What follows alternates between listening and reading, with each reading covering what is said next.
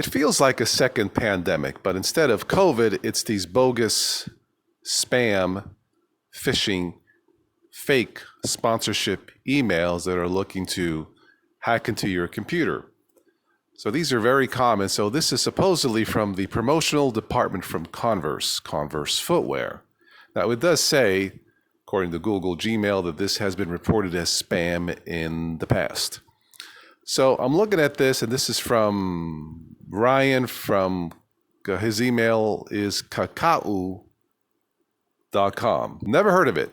So there's flag number one. Checked out kakao.com, and this appears to be Chinese, Korean. Okay. Red flag number two. I did check, and Converse shoes, footwear is still in business. So Converse is real. I think they were bought out by Nike some years ago. I don't have the exact date.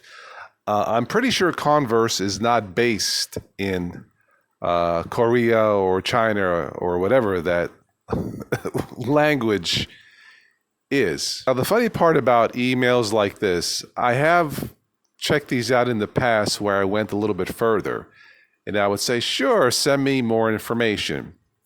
So it would usually be a link to a Google Drive download or some kind of a download. Well, if you're looking at a contract, why do you need a download? And you know there's another red flag when it says that this download only works in Windows. That's true. Most viruses usually work best in Windows. Duh.